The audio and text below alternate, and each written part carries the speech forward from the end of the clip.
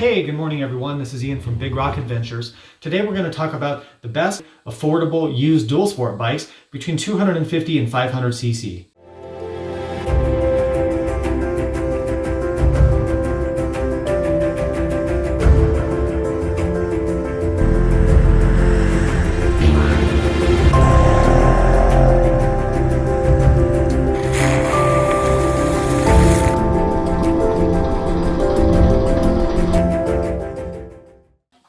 So you spent all your money panic buying toilet paper due to the current situation, and now you need to buy a dual sport bike. So if you're on a budget and you have maybe between $2,000 and $4,000 or $5,000 range to spend, there's still a lot of great options for dual sport motorcycles out there on the used market. This is an awesome way for newer riders to get into the sport without having to spend $10,000, $12,000 on the latest and greatest KTM model or whatever it might be. These bikes that I'm going to talk about today represent the best used values in dual sport bikes. Now, I've owned some of these bikes, but I've ridden almost all of them here on the list, maybe with the exception of the Yamaha XT250. I don't have any personal experience with that one. So the criteria that I thought we should use for this comparison or buyer's guide or whatever you want to call it, so the engine needs to be between 250 and 500 cc. So we're going to cover the 600, 650 class single cylinder bikes in another comparison. It needs to be factory street legal, and it needs to be, again, under that $5,000 mark on the used market, okay? So with those criteria in mind, I've picked 6 motorcycles today that I think are the best values that we're going to compare. And those 6 bikes are these: the Suzuki DRZ400S, the Honda CRF250L, the Kawasaki KLX250S, the Yamaha WR250R, the Yamaha XT250, and the KTM 450/530 EXC. There are big differences between these motorcycles, but what I think is interesting is that you can buy any of these motorcycles for within that same price range. So although they have the differences, how would you choose between these bikes? What are the criteria for picking one? And what are the specific ups and downs of each motorcycle? What do the specs look like? And we're going to compare those. And then what are some known issues with each of these motorcycles? So let's briefly talk about each of these bikes, and then we'll get into some comparisons. So the Suzuki DRZ400 is one of the most well-known dual sport bikes out there. I think Suzuki introduced this in 2001, and it's been a hit ever since. It uses a 400cc single-cylinder liquid-cooled engine. It's a 5-speed transmission, not a 6-speed transmission. And it was relatively unchanged between 2001 and today, really, and it's still in production, which is quite an amazing run and a successful thing for Suzuki.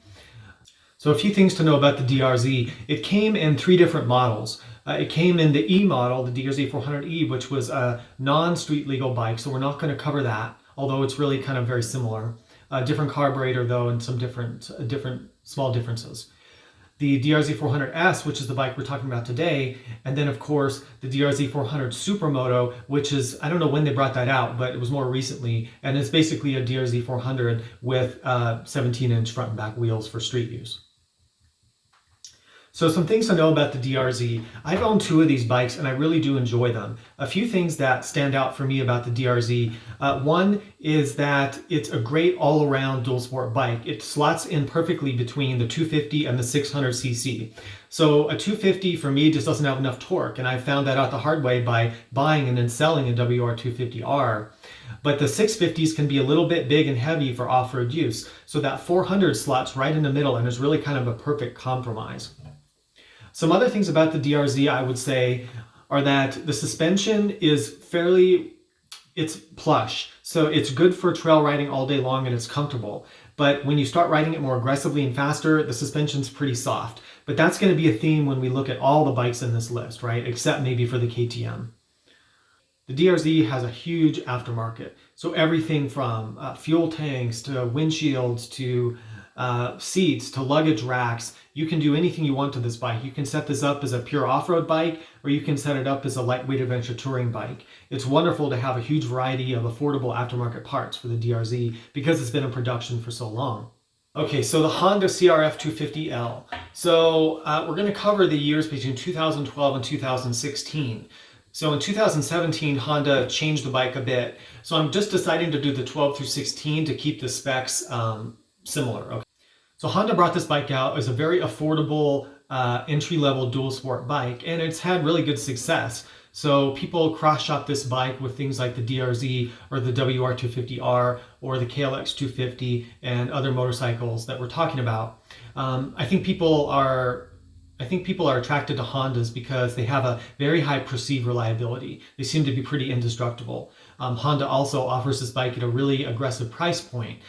Some things to know about the Honda. It has pretty good aftermarket support, although not as good maybe as the DRZ does because it hasn't been out as long. You're going to see in the specs, it's a little bit, it's kind of mid-range in terms of power and torque for the 250s. It's a little bit on the heavy side, and this is one of the things that, of course, people talk about when they talk about the Honda. Why is it so heavy? But the truth is, all these bikes we're looking at, with the exception of the KTM, are in that 290 to 320 pound range. So they're not the lightest things ever. But again, they're affordable, so everything comes at a cost, and you can't have it all. The Kawasaki KLX250S. So we're going to cover the years between 06 and 2014, mostly for price reasons. Now they did make a few updates to the bike. I forget what year it was. I think it was around 2011 or 12 or something like that. But the updates weren't that big of a deal, so we can kind of gloss over that for purposes of this video.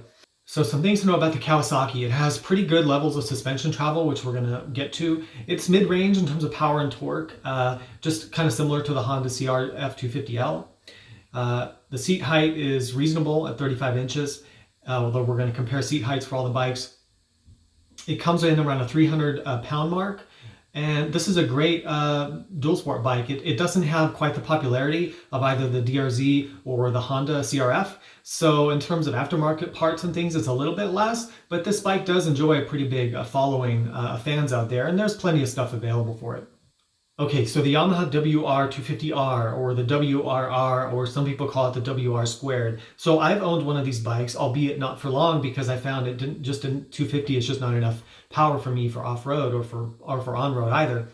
But the WR came out in 2008 as a street legal bike. What Yamaha essentially did is they took a cylinder off one of their street bike engines and made it a one-cylinder engine, low maintenance, and I go watch my WR video, which I'll link right up here in case you want to learn more about the WR250R. But it's very reliable, very long service intervals. It had a lot of other kind of unique things about it. It's a full-size dirt bike chassis with pretty good specs, and the engine makes a bit more power than the other 250 bikes, which we're going to talk about, although torque is similarly low as you would expect from a 250. Some interesting things about it: it is 6 speeds, it is fuel injected. The seat height is relatively high at 36 inches. Other unique things about the WR: it has a really big stator. So if you want to use heated grips and driving lights and all that sort of crap, it can power a lot of accessories, which is great. Okay, the Yamaha XT250. So the XT250 name has been around probably since before I was even born, and it's gone over a lot of iterations over the years, but the generation we're going to talk about is the 2008 to 2014 XT250. So this is in our price range and in our budget. Now, a few things to think about with the Yamaha: it has a bit less power and torque than the other 250s. I don't really know why that is. It's probably some design with the engine, or maybe it's to differentiate it and get people upsell to the WR250R. The XT250 is a lower to the ground, lower seat height, more approachable version of the 250 dual sport. So for shorter riders, it's probably going to be your best choice here. And we'll look at the seat heights in a minute. Okay, so the elephant in the room, so to speak, is the KTM. So KTM EXC is a very famous line of motorcycles at this point, going way back. They didn't become street legal until 2007 when KTM released the 450 and the 525 EXC. So for 2007, it was the last year of what they called the RFS engine, which was an older engine design, and the bike also had an older frame design. We're going to skip over that one, and maybe we'll do a separate video about those bikes, which are also good bargains. But for this video, because you can get a 2008 to 2012 450 or 530 EXC within our budget, now granted it's on the high end, so this bike is on a bit of a different level than these other bikes, but it's still within the budget. So the differences with the EXC compared to these other motorcycles I'm talking about is going to be a much higher level of performance, but the drawback, of course, is going to be maintenance and longevity, and we're going to talk about some of those compromises in a minute. Okay, I know I'm going to get a ton of questions about this in the comments. So some of these bikes are carbureted and some are fuel injected. So obviously fuel injection is a much newer technology. I mean, think of it. How many cars are still carbureted? There's not any, right? So the world has moved on from carburetors, and there's a lot of good reasons for that. Fuel injection typically is more reliable. It adjusts for altitude and air densities and temperatures. It's computer controlled, and it's just going to result in a motorcycle that starts easier, gets better fuel mileage, and works better when you change elevations. The advantage, though, of a carburetor is that it's kind of cheaper and old school and easier to tune. You can change jets really easy. You can play around with it. Of course, you can also tune fuel injection, right? You can buy fuel programmers, you can change things with that. So you still have the adjustability, but it's a little more expensive to play with fuel injection. You know, there was a period of time when people were saying, oh, fuel injection, that's not reliable, and I don't want that on my around the world bike. Well, I think that's kind of BS, to be honest with you, because how many cars with fuel injection break down because of the fuel injection system? That's just not really a common problem that you see.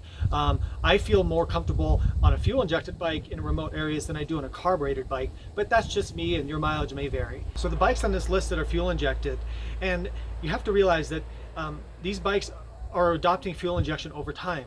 So the WR250R was fuel injected since it came out in 2008. The KLX250 was fuel injected until the brand new model, which is like just came out I think this year, is now fuel injected, but that's not part of this review. The KTM is carbureted. That didn't get fuel injection until 2013 with the introduction of the 350 and the 500. The Honda CRF250 is fuel injected. The Yamaha XT250 is carbureted, but it switched to fuel injection, and I'll put the year up here when it switched. And of course the DRZ400 is still a carbureted bike as of today. So let's run through the specs real quick and compare these motorcycles in a quantifiable way, and give you some advice on what you should look at. So in terms of weight, so I'm going to put the wet weight up here on the screen. Now the wet weight is the bike when it's full of fuel and oil and battery and all that crap. So we need to compare wet weight across the board. There's a pretty big range in these motorcycles of about 50 pounds. So your heaviest bike here is your DRZ400S at around 320 pounds wet. And then you go down all the way to 270 pounds with the 450 and the 530 EXC. Of course, it's a higher maintenance bike and it has some compromises, and we're going to talk about that. Most of these bikes, though, fall in that 290 to 310 pound range or so. So there's not going to be a huge difference in how these bikes feel in terms of weight until you get down to the KTM, which is going to feel much, much lighter. I do want to note that if you watch my adventure bike buying guide video or my other video on the weight of adventure bikes, the DRZ400 at 320 pounds is 130 pounds lighter than the lightest twin-cylinder adventure bike on the market right now, which is the Yamaha 700 Tenere, which isn't even in the States yet, but it's going to be here this summer. Okay, ground clearance is really important for a dual sport bike, because if you want to go over logs or rocks or things like that, this is going to be preventing you from casing out your engine and having a bad day or just getting stuck. So as you would expect, the KTM leads the pack here at 15 inches of ground clearance. That's really a dirt bike level ground clearance, which means when you're navigating really technical terrain, you're not going to get hung up, and you can ride the bike through things that you simply can't ride these other bikes through just because of physics of the ground clearance. The other bikes all are between 10 and 12 inches, so kind of similar. Our lowest ground clearance here is the Honda CRF250L, but that does translate to a pretty low seat height, which we're going to talk about. The XT250 and the KLX250 are at 11 inches of ground clearance, and then the DRZ and WR right there in the middle at 12 inches. 12 inches is a respectable amount, and I've had a lot of experience with DRZs, and I don't remember getting too hung up in technical terrain in a DRZ with 12 inches, but it is 3 inches lower than the KTM, so keep that in mind. Okay, suspension travel is really important as well, because this is how much your suspension can absorb big hits. It's also going to affect how the bike feels. So a bike with more suspension travel is going to, in general, be more fun, more enjoyable to ride off-road, because you've got more ability to absorb things and go off jumps and things like that. So again, no surprise that the KTM is leading the pack here at 12.5 inches. And then you've got a pretty big range in the other motorcycles. So the XT250 is way down here at 8 inches of travel. That's pretty low for an off-road bike, and a lot of big adventure bikes have more travel than that. And then you've got the Honda CRF250L at 9 inches of travel, which is still pretty low. And then your Yamaha WRR, the KLX250S, and the DRZ are all in that 10 to 11 inch range. So the DRZ is pretty respectable at 11.4 inches of travel. That's a pretty good workable amount of travel to have for an off-road bike. Okay, let's talk about seat height. This is a big deal for a lot of people. I don't know about you guys, but not all of us are like 6'4", right? So there's a huge difference in these bikes in terms of the seat height. So this is going to affect how you can reach the ground, or how maybe you can't reach the ground, which is a big deal, not just for riding on the street, or especially for newer riders, but also when you're off-road and you go to put a foot down in technical terrain. Sometimes the ground just isn't there and you end up just falling over. And the more times you fall over, the more tired you're going to be. So you really need to consider your height and how this is going to affect your riding. So the KTM, in order to get those high levels of ground clearance and the high levels of suspension travel, has a towering 38-inch seat height. So yes, I mean, you can get low seats and you can lower the suspension on any of these bikes. I do know that, but let's compare the stock motorcycles with the stock seats, because that's the baseline you're starting from. So even if you lower a KTM, you could still lower the XT250 and drop them both down. So we need to have a baseline of the stock height. I hope that makes sense. So now if you're a shorter rider, you're going to look at the Yamaha XT250, which is way down at 32 inches. That's really, really nice and low. And I think a lot of people who are maybe 5.5 foot tall or even shorter are going to be a lot more comfortable with that than they will be some of these other bikes. Most of these bikes are in the 35, 36 range. So our DRZ is actually 37 inches, which is pretty up there, but it helps to get that good amount of suspension travel and ground clearance. The Honda and the KLX are in the 35 range. The WR250R is pretty tall, and I talked about this in my review of the WR at 36 inches. So let's talk about horsepower. So it's a big deal. This is going to affect how the bike feels and how much fun it is. But we'll talk about the compromise that comes with horsepower, right?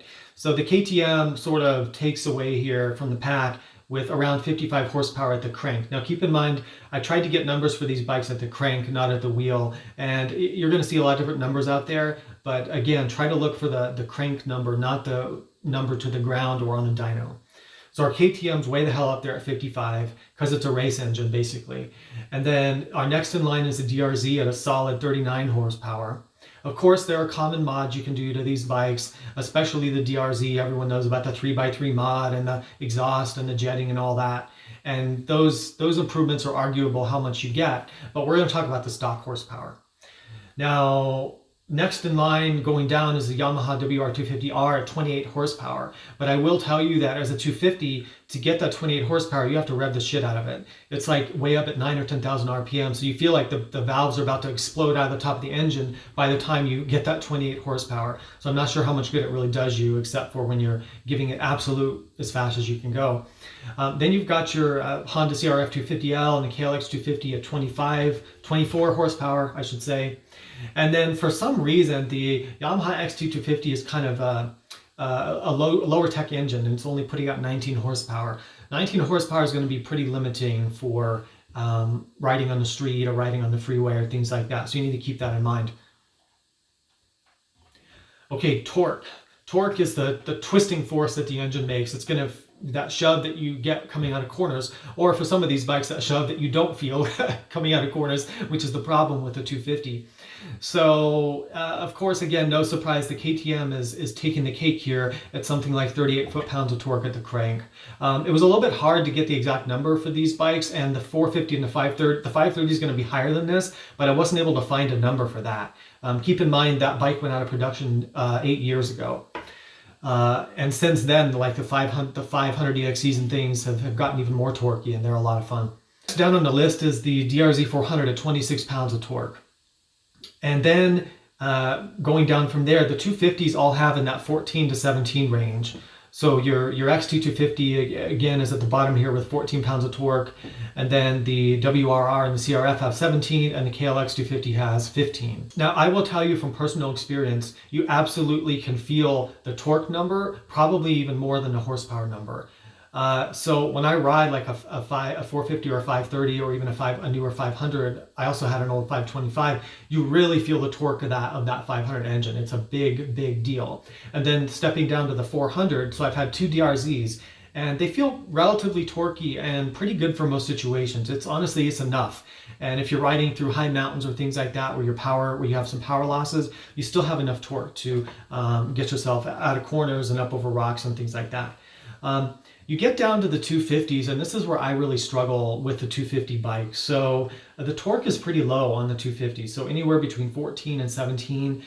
You feel that it's a huge noticeable difference instantly from the DRZ or from the KTM. It just is. There's no way around it, and there's no modification you can do to really deal with that. You know, guys like to say there's no replacement for displacement. Well, that's absolutely true with motorcycles as well. And when you go from that 250 to the 400, there's a huge jump. Okay, power to weight ratio, this kind of goes along with the horsepower, but what power to weight ratio means is you take the horsepower that the bike develops and you divide it by the weight. So let's say you had a really powerful bike, but it was also really heavy. Well, your power to weight ratio is not going to be that great. But if you have something like the KTM, which is powerful and lightweight, you get a really good power to weight ratio. What this means for you when you go riding is this is how much fun the bike is going to feel. This is how responsive it's going to feel. This is how fast it's going to feel. And this is how much enjoyment you're probably going to get out of it, unless you just don't have a pulse at all. So the KTM is kind of running away with the pack here, as you would expect. So at 0.2 horsepower per pound or about. And then the runner-up is the DRZ at 0.12 horsepower per pound. And then things kind of get worse from there. So at the very bottom, you've got 0.06 horsepower per pound from the XT250. And what does that mean? Well, it's just not going to feel that exciting. It's not going to give you any joy really from acceleration. These other bikes fall in between. But if you care about power, then you probably need to stick to the DRZ or to the KTM. So what are the trade-offs and compromises when comparing these motorcycles? There's some important ones. So the first thing, and the big elephant in the room, I think, is the KTM obviously has much better performance numbers than these other motorcycles. The way that it's able to do that is by having a race design engine. What I mean by race design is that if you look at the service intervals and the maintenance requirements on that engine from KTM, it's vastly different than the other bikes here. So while on a DRZ or these other bikes, you might have a 3,000 mile oil change interval, the KTM is going to be like 500 miles. So literally 5 or 6 times more often you need to change oil. It holds less oil and it burns up. It gets the oil dirty faster because everything in the engine is moving faster, and it's just not designed for putting a lot of miles on. So maintenance is a huge thing when you go up to a KTM engine. So it's not just maintenance that is a concern with something like the KTM, it's also longevity and durability. And so what I mean is that a KTM with 5,000 miles on it might already need a top-end rebuild or some sort of major engine work that can be very costly. I had to rebuild the top end of my 525, and it cost me something like $1,000 to put in better stainless steel valves and things like that. That's a big chunk of money, and I didn't really feel good about doing that, but that's the compromise that comes with a race design. Now, compared to something like a DRZ or any of these other bikes where you're checking the valves maybe every 3,000 miles or 6,000 miles or whatever your comfort level is, that's a dramatically less amount of time you're spending doing maintenance.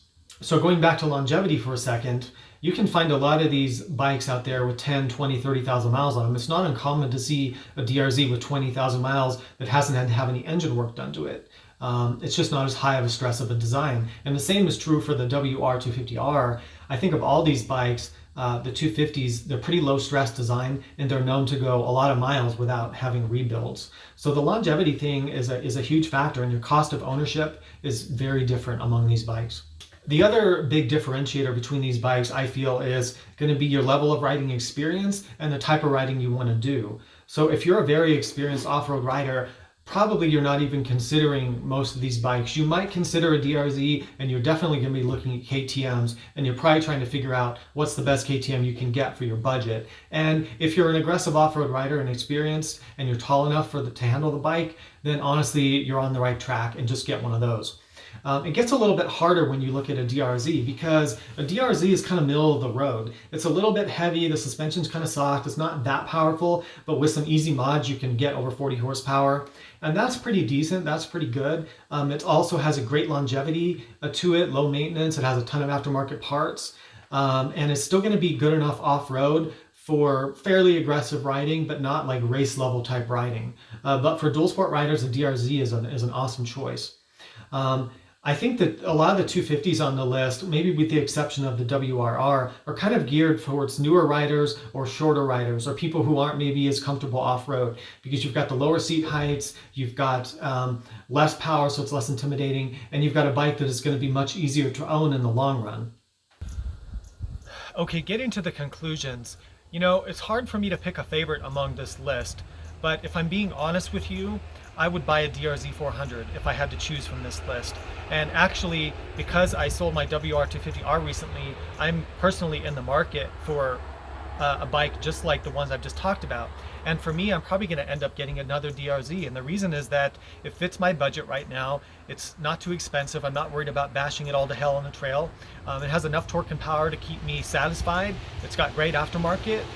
I don't hesitate to recommend any of the motorcycles on this list, and that's why I chose them. They're all affordable, they're all going to be fairly reliable, they're all going to be pretty easy to live with, although we did talk about the KTM and what compromises that's going to come with for you.